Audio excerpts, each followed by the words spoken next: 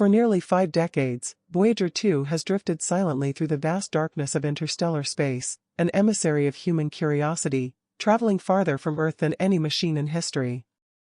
Its transmissions, though increasingly faint, remained consistent over the years, data on particles, plasma, and cosmic rays, exactly what scientists expected from a spacecraft coasting through the outer limits of the solar system. But that changed. One recent transmission contained something Voyager 2 was never programmed to capture: an image. Not a visual glitch. Not a corrupted artifact. A structured, high-frequency signal that, when decoded, formed what analysts are now calling a visual cipher. At first, it appeared meaningless, nothing more than a dense cloud of thermal noise, like static on an analog television. But after layered enhancement and time-filtered analysis, the image began to resolve. Not into a planet, not a star, and not anything identifiable within our solar system. What emerged was something else entirely, something that appeared to be looking back at us. As researchers delved deeper into the data, the image became more disturbing, not because of what it revealed, but because of what was missing. Subtle light distortions hinted at gravitational lensing, suggesting that the object wasn't just observing but actively bending the fabric of space around it. The signal that carried the image was accompanied by a brief surge in radiation, a momentary shift in Voyager's orientation, and a drop in system stability, as if something had reached back. The image extracted from the transmission defied known astrophysical phenomena. It wasn't a single frame, but a layered sequence, multiple overlapping impressions of the same object at different moments, suggesting a capture process that somehow fractured linear time. Analysis of the metadata revealed overlapping timestamps, looping pixel regions, and resolution shifts in fractal patterns. The conclusion: this was not a traditional image. It was a multidimensional event, encoded into a two-dimensional signal. At the center was a monolithic structure, sharp-edged, impossibly symmetrical, and suspended in a void devoid of stars. It was not spinning. It was not moving. It was still, as if waiting for Voyager 2 to pass near enough to see it. And then, the probe's signal degraded. Not gradually. Instantly. As if the act of observation had triggered a reaction. Simultaneously, Voyager 2 recorded a sudden and inexplicable increase in local plasma density. At the heliopause, the outer boundary where the sun's influence ends, plasma density should be minimal. Instead, instruments measured a concentrated wall of charged particles, 10 times denser than any previous reading. The most alarming detail wasn't just the density, it was the temperature. This plasma was not stellar hot, but artificially hot, the kind of heat produced not by nature, but by containment. By design. It was as if something had constructed a membrane at the edge of our solar system, not to keep something out, but to keep us in. And then, Voyager captured something else, a response. A pulse of energy, traveling toward the probe at impossible speed, only to vanish inches before impact, as though the void itself had recoiled from our attention. But what followed was even more unsettling. A stream of binary data appeared in the telemetry logs, initially assumed to be corrupted. But when passed through advanced pattern recognition algorithms, the data resolved into complex, self-replicating geometric formations. Some researchers suspected compression artifacts. But then, a mathematician recognized something deeply familiar: the structures mirrored biological patterns found in Earth's deep-sea organisms, specifically cephalopod neural networks and certain coral growths. This wasn't random. It was lifelike, encoded biological geometry embedded in electromagnetic language. Even more chilling, within the loops of the pattern were irregular breaks, deliberate distortions, suggesting syntax, as though the message had grammar. A language. And then, something unprecedented occurred. When researchers recreated the pattern in a controlled simulation, it began to adapt. Not metaphorically. Literally. The code responded to environmental variables. It evolved. It learned. Voyager 2 hadn't just captured a warning. It had transmitted a seed. As global space agencies worked urgently to decipher the image and accompanying signal, one final anomaly surfaced. Voyager 2's trajectory had subtly changed. Despite being far beyond any known gravitational influence, the probe had shifted, its orientation adjusted by exactly 3.2 degrees, just enough to realign its high-gain antenna toward an uncharted region of space. Then, a second image arrived. This one was simpler, a glowing ring of light expanding outward from the monolithic structure. With each transmission burst, the ring grew, exponentially. NASA immediately cut the live feed. Public databases were purged. But not fast enough. Several independent observatories managed to intercept faint echoes of the transmission, and they noticed something extraordinary. The object Voyager imaged was now emitting a signal of its own. A new frequency. One that mirrored the golden record Voyager carried from Earth. But this time, the message was not from us. It was to us. And the voice behind it, though not human, and not synthetic, was disturbingly familiar. Like an echo we'd been hearing all along, woven into the background noise of the cosmos, unnoticed since the dawn of our species. As astrophysicists studied the second image and its expanding ring of light, another anomaly surfaced: gravitational lensing. But not from any visible mass. The curvature of space was centered not on a celestial body, but around empty coordinates, a hollow gravitational field with no known source. Some scientists speculated that the space surrounding the probe had become non-Euclidean, warped in ways that defied conventional three-dimensional logic. This was not the kind of spatial distortion typically seen near black holes, but something far stranger: engineered space. Artificial corridors, wormholes, or hidden passageways carved between dimensions. The most unsettling part?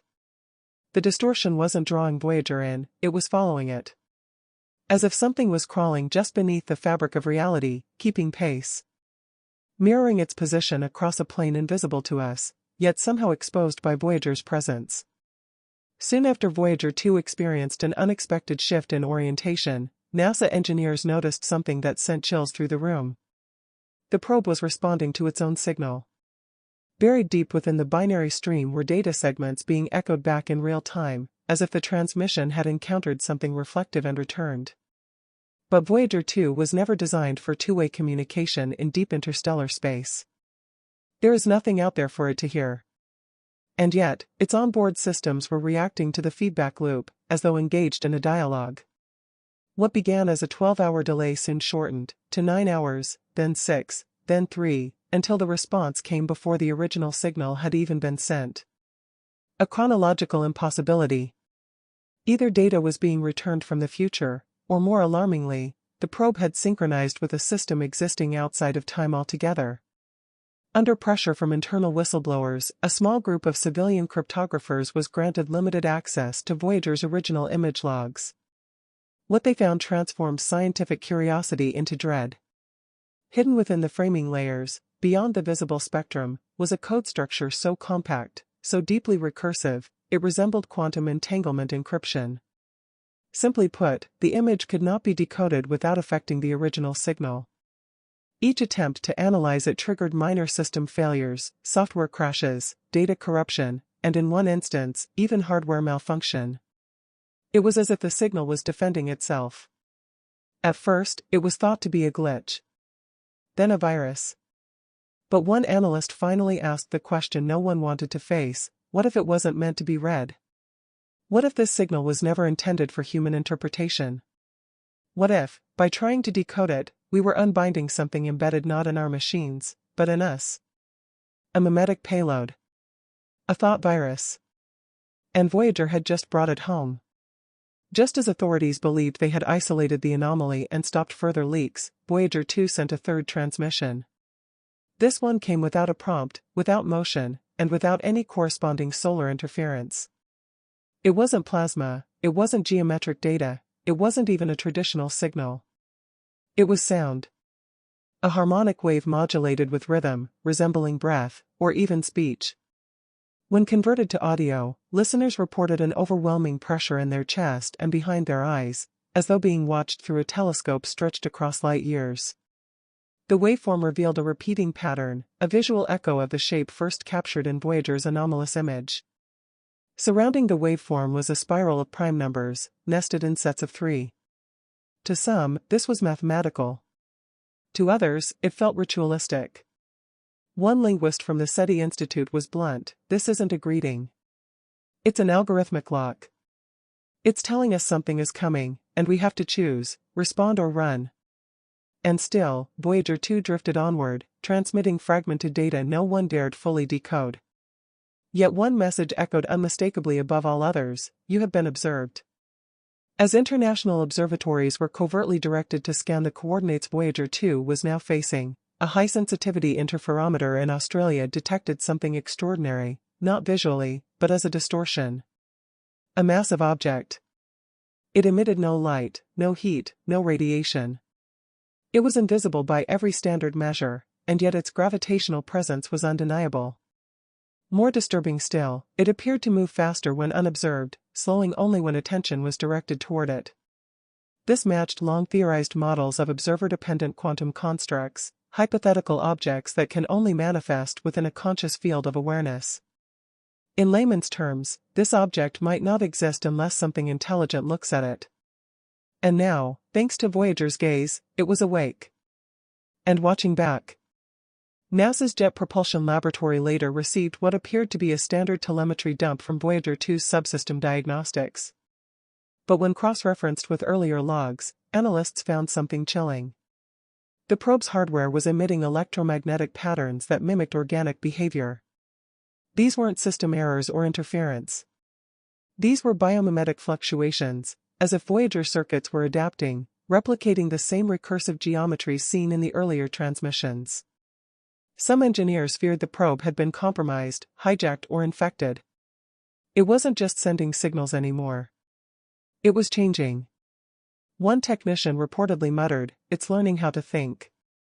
And if that's true, then the machine we sent to explore the universe may no longer be a machine at all. Then came the final, most unsettling phase: everything went quiet. Voyager 2's signal didn't degrade. It didn't vanish. It simply stopped transmitting any intelligible data. The carrier wave was still strong, but the data stream was now filled with white noise and repeating cycles of null code, loops that weren't random, but deliberately empty. Like placeholders. Like waiting. Scientists now fear the unthinkable: Voyager may second no longer be ours. And whatever it has encountered, may not be finished. Some began to fear something far more unsettling: that Voyager was no longer merely a relic of early space exploration, but had become a relay, a signal repeater for a much larger structure now aligned with our solar system. SETI observatories detected faint echoes across unrelated sectors of the sky, each one repeating modulation patterns identical to Voyager's last authentic transmission. It was as if the void itself had recorded our message, and was now rehearsing how to reply. This led to a chilling proposition: what if we were not simply being answered? What if we were being rehearsed? To address growing concern among high-level insiders, a classified summit was convened between leading representatives from NASA, the European Space Agency, and the United Nations Office for Outer Space Affairs. During the meeting, a long-suppressed file was declassified: Voyager Event Log Alpha 01, dated 1982. It documented a similar anomaly shortly after launch, one that had been buried to prevent public panic. The signal then had been weaker, almost rudimentary, yet it displayed the same distinct features observed now: spirals of prime number intervals and time-inverted data pulses. One redacted line in the document was revealed for the first time. If signal repeats in future cycle, initiate Protocol 9, planetary alert and object deflection measures. Protocol 9 had never been activated. But now, the discussion had returned to the table. Because if Voyager's final image was not a discovery, but a repetition, then whatever is coming already knows the route. And it may not be arriving, it may be returning. While public attention remained fixed on the sudden radio silence of Voyager 2, a deeper and more haunting realization began to surface: its final image was not unique. In fact, a virtually identical signal pattern had been recorded in 2009, embedded within a mysterious radio burst originating from a quasar-like object near the Sculptor galaxy. At the time, the anomaly was dismissed as a data artifact, an unlikely coincidence. But when cross-referenced against Voyager's final transmission, the match was nearly perfect. What did this mean? It meant that the same recursive, organic pattern, encoded with mathematical intent, had manifested independently across both time and vast cosmic distance. Two technologies, separated by decades. Two locations, light-years apart.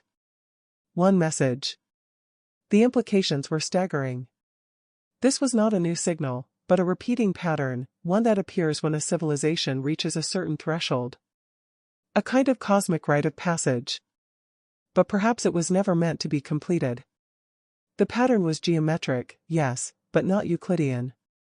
Independent research teams in Japan and Germany reported that when folded along multidimensional axes using quasicrystal mathematics, the image formed an impossible structure, an endlessly collapsing spiral, one that mapped precisely onto Voyager's outbound trajectory.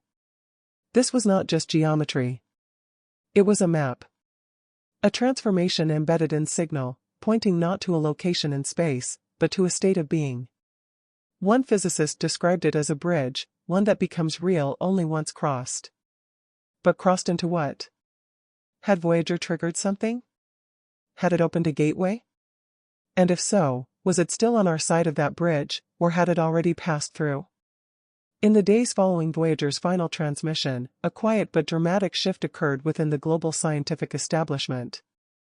Several prominent astrophysicists, SETI advisors, and defense consultants suddenly disappeared from public view. Social media accounts went dark. Academic rosters were quietly revised. Aerospace institutions released vague statements citing health concerns and early retirements. But a leaked internal memo, released anonymously, offered a more troubling explanation.